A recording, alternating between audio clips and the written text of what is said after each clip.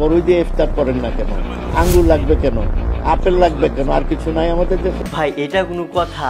বড়ই দিয়ে তারা নাকি ইফতারি করবে। আমি একটু আগে মোবাইলে দেখলাম এক মন্ত্রী বলেছে রোজার সময় খেজুর আর আঙ্গুর দিয়ে ইফতার করেন না, বড়ই দিয়ে করেন। আল্লাহ কি বলবো বলেন? আপেল লাগবে কেন? আঙ্গুর লাগবে কেন?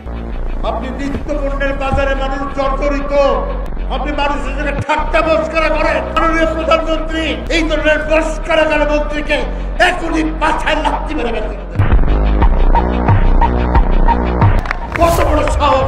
বড়ই দিয়ে বড়ই মুখে ঢুকাই দেবো তোমার। ঠিক এরকম একটা কিন্তু এক মন্ত্রী কিন্তু কথা বলেছিলেন। আপনারা কিন্তু সেই ভিডিও ফুটেজটুকু হয়তো বা দেখতে পেয়েছেন যে আমাদের এই যে কিন্তু রমজান মাস এসে গিয়েছে, এই রমজান মাস উপলক্ষে কিন্তু খেজুর খাওয়া, আপেল খাওয়া, আঙ্গুর খাওয়া এগুলো কিন্তু খাওয়া কিন্তু ভালো, এবং কি পানি এবং খেজুর দিয়ে কিন্তু ইফতার করা সুন্নাত। আর এই মন্ত্রী কি বলতেছেন? খেজুর খাওয়া, আপেল খাওয়া, আঙ্গুর খাওয়া এগুলো দিয়ে তারা ইফতার করবে কেন? তারা কি বললো? বড়ই দিয়ে তাদেরকে ইফতার করতে বলতেছে। আর এই লোকটি যেভাবে কথাগুলি বললো আপনাদের কাছে কেমন লাগলো অবশ্যই কমেন্টে জানাতে ভুলবেন না।